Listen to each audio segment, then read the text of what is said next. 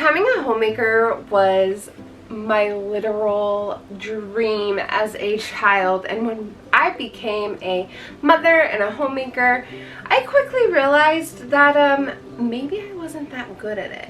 I wasn't very good at keeping a tidy home. I wasn't very good at stewarding the things that I have, or knowing what to cook for dinner, or all the things. So fast forward to today, and I can proudly say that I'm a much better homemaker.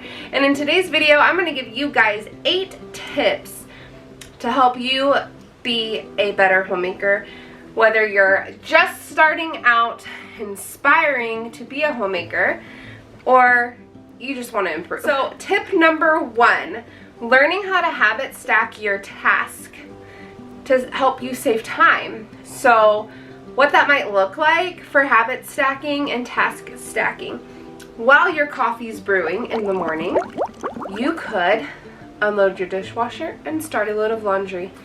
Voila! You're setting the tone right there while your coffee is brewing. Another one that I love to do is while I'm giving my little ones a bath because they need supervision, I like to tidy up in my bathroom. That might just be me cleaning off the counters, cleaning the guest bathroom, the toilet, maybe sweeping, whatever it may look like. I could even fold some laundry while I'm just sitting in there with them. Whatever that might look like, doing something, because they're usually playing in the water and stuff anyways. So that is a big one. And then another one that I really love is while my water's warming up for my shower, I like to clean my toilet, because toilets are gross. So if you clean it and then you're going to get into the shower and clean yourself, it just makes sense. So definitely try to figure out different tasks and things that you do in your everyday life that you can kind of habit stack together or combined to help you save time and manage your time better and make your task easier, essentially. So that is definitely tip number 1 for me. I'm a huge habit stacker. Tip number 2 is to have at least 5 easy meals for your family. And a bonus is to have at least 1 or 2 options that are meatless, because I don't know about you, but I don't know how many times I have forgotten to lay out the hamburger meat or the chicken or whatever we're having, the pork chops, the steak. And then 3:30, 4 o'clock comes around and I'm like, oh no, I didn't set any dinner meat out. And then we have to go pick up fast food or something. So having simple meals and maybe 1 or 2 meatless ideas always on hand is just makes life so much easier. And you want something simple, because you might not, you might have this idea that you're going to cook lobster, but 5 o'clock comes around and you've had a really bad day. Lobster might just not be in the cards, and some shepherd's pie might be a lot easier to prepare. So definitely have some easier meals on hand. It just makes life easier. Tip number 3 is to learn to budget your money well and to know what you can cut out and when you should cut it out. So for instance, you never know what life is going to throw at you. Sometimes you might have a bigger grocery budget, and sometimes you might have a smaller grocery budget. And so when you have a bigger grocery budget, think about the time that you might have that smaller grocery budget. Maybe buy an extra couple cans to put in your pantry, or a couple extra bags of pasta or whatever. Flour, sugar, make sure you have those extra things that can be stored and last longer, so that way you have them for the months that you might have to cut back. If you need to cut back $20, $30 on your bill, well, I have $20, $30 in my pantry already. So that is tip number 3, learning where you could cut out, Netflix. I can plan my grocery trips, whatever it might be, but learning how to steward your budget for your household and income better is definitely really important for being a good homemaker. Number 4 is to know how and when to delegate tasks to other people. So a lot of people think that because you are a homemaker, you should just do it all. Well, I'm here to tell you, you don't have to. It is perfectly acceptable for you to teach your children how to clean, how to prepare their own lunches and their own breakfast or whatever it is. They can make their own dinner if that's what you're into. Dinner's the one thing that I always make, like and even sometimes my husband makes dinner. But that is the one meal that we always sit down as a family, we always eat. My children are actually responsible for breakfast and lunch for themselves, except for the little ones. But the older kids, they know how to make a sandwich, they know how to use the microwave, and that's because I taught them to that takes a little bit less off of me, and I can use that time elsewhere that I see fit. So for instance, delegating tasks to your husband. It is okay for you as a homemaker to need your husband to help you in an area that you might fall short. You might need his help doing dishes one day because you are so fatigued. You're in your 3rd trimester and you just don't have it in you to do the dishes. And I bet you if you asked him in a kind, loving way to please help with the dishes, he would gladly do it. Or to fold the laundry or whatever it is. Not saying that he's always going to do those things or that he's going to just do them without being asked. But if you delegate and you do it in a kind, gentle way, I'm sure your husband would gladly help you. So learning to delegate and knowing when to ask for help is always very important to learn as a homemaker, because burnout is real and you don't want to go through that, and you don't want to be like hostile towards your husband. Or feel envious of your husband because he gets to leave for work. I don't know how many times I've heard women say that. Well, he gets to go to work and blah, blah, blah, blah, blah, and then he comes home and he does nothing. Well, did you ask him to help you? It's always my number one question. Did you ask him? Because men usually are not going to just do it. But if you ask, they usually will. Number 5 is to get dressed. This one, took me a long time to learn. A long time. I was definitely a sweatpants and big t-shirt, messy bun, probably didn't even brush my teeth, or not until later on in the day, kind of sloppy, just person, unless I was leaving the house. And now that I get ready every day, now that I take care of myself, now that I really take pride in and think like, oh, there's a pretty butterfly.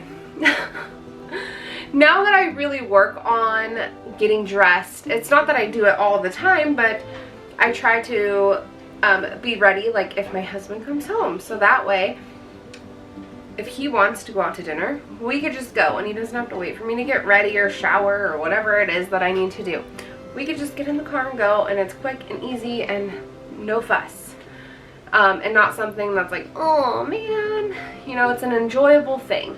So getting dressed was a complete game changer for me. It is so important to get dressed. I don't know why I didn't think about that sooner, why I didn't think that that was important. It is so important to get dressed. I don't know. I don't know why. But get dressed. That's my number 5 tip. It's almost silly, but it's true. Number 6 is to learn how to say no to over-hosting and over-scheduling yourself with activities and sports and things like that. So burnout is real, and just because you are a stay-at-home mom and a homemaker does not mean that you actually have all the time in the world to do 27 sports and to make 25 dozen batches of cookies for the church fundraiser the same weekend you also have a birthday party. So learning to say no to those activities is so crucial, because I was really big about not saying no, and I would say yes to everybody. Oh, you need me to bake you a cake? I will bake you a cake. Oh, you need me to walk your dog? I'll walk your dog. Oh, you need me to babysit? I'll babysit. All of the things. And you get burnt out real quick, and you really, the further you get into homemaking and mothering and things like that, you realize like being overbooked and overscheduled actually hinders your home and your sanity and your well-being, and it's not good. And anybody who really truly cares about you is okay with you saying no. Your church is going to be perfectly fine if you say, I'm sorry, I can't this weekend. We have a birthday party that I'm planning and I already have a lot on my plate. They would be like, oh, understandable. Not everybody has to say yes to everything. For instance, sports. Like one time we had 2 kids in soccer at the same time, and we thought, you know, same sport, cool. No, it wasn't. They had 2 different soccer fields that they practice on, 2 different game times, 2 different everything, and it was very hard. And I quickly learned that I will not overbook. We can alternate seasons for soccer. They can take turns doing sports, 1 kid at a time, 1 sport at a time, and that has been an amazing thing to learn how to do, is to say no to things. Number 7 is to not compare your home to people on the internet, especially Instagram and Pinterest and all of the things, because they probably have a catch-all pile like I do right here. Not saying that my home's anything aesthetic, but I'm just throwing it out there that I do have a basket of clothes right behind the camera. So there's that.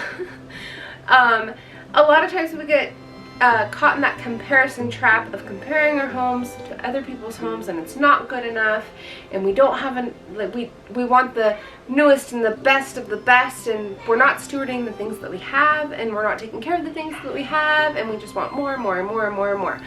And that is not healthy or good, and that is something it took me a long time personally to learn. I compared my home, my kids, my husband, myself, every aspect of my life to everybody on the internet. And once I realized that I needed to stop doing that, and I needed to focus on what I like, what my husband likes, what our children like, what I actually truly enjoy, it made a difference. I like color. Why do I want just mute cream colored stuff? No, I like pinks and blues and girly stuff. Why do I only wear black? I love color and florals and things like that. So when I stopped thinking about what everybody else wanted me to wear, and I started wearing what I want to wear, it made all the difference in the world. And same with my home and just the way it looks and everything. It's what we love. And once I stopped comparing myself. On the topic of home, we're going to get into number 8, which is to keep your home tidy. And I'm saying tidy, not clean, because everybody's version of tidy and clean is going to be different. Clean, it is important to clean your home, but keeping it tidy and picked up is very important. It really is. Not only for your husband and for your children, but for your own self. You deserve to have a clean space. You, mama, you deserve it. Absolutely. You deserve to have somewhere that you enjoy. Homemaking isn't supposed to be a dreaded thing. It's supposed to be something enjoyable. Doing the dishes shouldn't be something that is horrible and loathing. You know, you should enjoy it. Make it enjoyable. Listen to a podcast. Listen to worship music. Listen to an audiobook. Something like that. Have your children read. Teach your children to do it. If you really do not like doing dishes that much, teach your children to do the dishes to help you. But teach them in a way that they can enjoy to do it. Maybe they like to do the dishes to music, you know? So keeping a tidy home is very important. And on that note, if you cannot keep a tidy home, if you find yourself feeling overwhelmed day in and day out, if you go to my past videos, you'll see I was that way. Then bonus tip number 9 is to declutter. Get rid of the stuff. I promise you, if it's not serving you, if it's not something you love, let it go. You don't need it. It doesn't matter if your mom got it for you, or your aunt, or your uncle, or whoever. If it's not serving you and you don't love it, and you just keep moving it around and shuffling it, then you need to get rid of it. Sorry if you hear my dogs barking. My kids got home and they're going crazy. Not the kids, the dogs. The dogs are going crazy. Let me rephrase that. Anyways, so same with your kids' toys. If your kids cannot maintain their toys and you cannot help them maintain their toys, depending on their age, then it's time to declutter and downsize the toys, and the things that they do take care of, that's what you keep, and the things that they don't take care of, that's what you get rid of. I don't clean my children's rooms very often, but when I do, I have them clean it first, and whatever's still not well placed or taken care of, that's what goes, because clearly they didn't love it enough to take the time to put it where it goes and to put it up. So on that note, I'm going to end the video. Thank you guys so much for watching. If you made it all the way through, please like and subscribe. It really means a lot to me as my small little channel grows in its own little corner of YouTube. And stick around because I do have a Q&A that will be coming up very shortly. I thought it was going to come up before this video, but I've had to refilm it like 3 times. So anyways, thank you so much for watching. I hope you guys enjoyed and found a little bit of homemaking inspiration in my 8 tips for being a better homemaker. Bye guys!